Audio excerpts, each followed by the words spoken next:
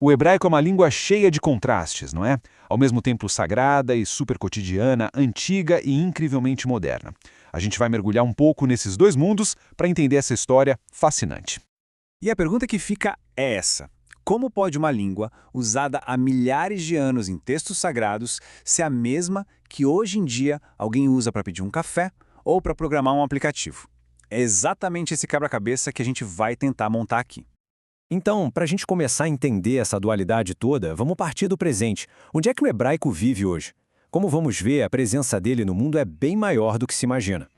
Bom, o coração de tudo isso, claro, é Israel. Lá, o hebraico não é só uma língua oficial no papel, sabe? Ele está em absolutamente todo lugar. É a língua das leis, das aulas na faculdade, das notícias na TV e, o mais importante, da conversa na rua. É a língua viva de uma nação.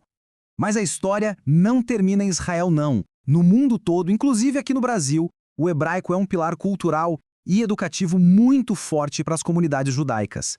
É o que conecta as gerações através do estudo, da cultura e da identidade.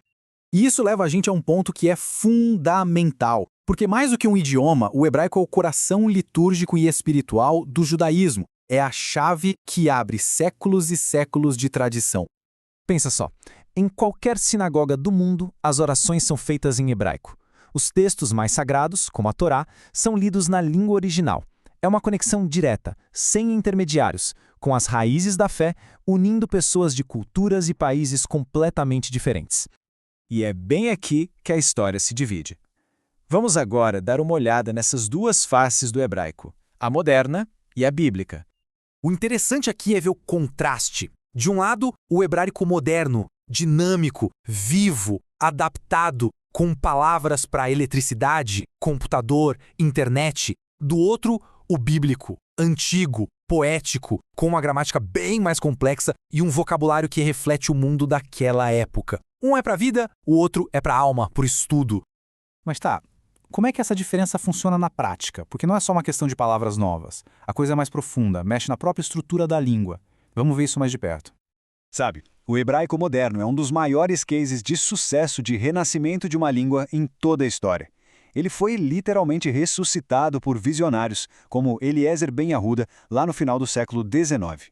Ele pegou aquela base antiga e foi adaptando de propósito para que ela pudesse servir a uma nação moderna em todas as áreas, da ciência à arte. E olha que exemplo perfeito para a gente entender essa adaptação. No hebraico bíblico, diber é muito específico, significa ele falou. É uma ação fechada, no passado. O hebraico moderno precisava de mais jogo de cintura, então foi criado o infinitivo, ledaber, que é a ideia de falar. É uma mudança que parece pequena, mas, nossa, o impacto disso é gigantesco. Permite construir frases muito mais dinâmicas, como nas outras línguas modernas. Ou seja, o ponto aqui é que rolou uma simplificação pensada, intencional. As regras complicadas do futuro foram padronizadas, o número de conjugações de verbos diminuiu e a pronúncia foi unificada para facilitar a vida de todo mundo. A língua ficou mais prática. Em contraste total, o hebraico bíblico é outra história. É uma língua de literatura, de revelação, a beleza dele está nessas construções poéticas e o vocabulário reflete perfeitamente o mundo em que foi escrito. Um mundo que, claro, não tinha palavras para conceitos que ainda nem sonhavam em existir. Então, se a gente tem esses dois mundos tão diferentes, o antigo e o moderno, como é que eles se conectam? Bom, a resposta está numa ponte. Uma ponte que une as duas margens da história do hebraico. E essa ponte tem nome: hebraico litúrgico. Ele não é nem totalmente bíblico, nem totalmente moderno. É a língua das orações, dos textos dos rabinos escritos ao longo dos séculos. Foi ele que manteve a língua viva, misturando a gramática antiga com palavras novas e outras influências, garantindo que o hebraico nunca desaparecesse.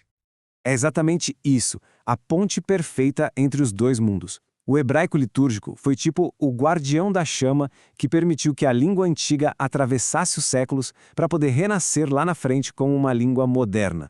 Então, se a gente fosse resumir essa jornada incrível, daria para pensar em 3 grandes momentos. Primeiro, a língua sagrada da Bíblia. Depois, ela sobreviveu como a língua das orações, do estudo. E, finalmente, renasceu como a língua vibrante de uma nação inteira.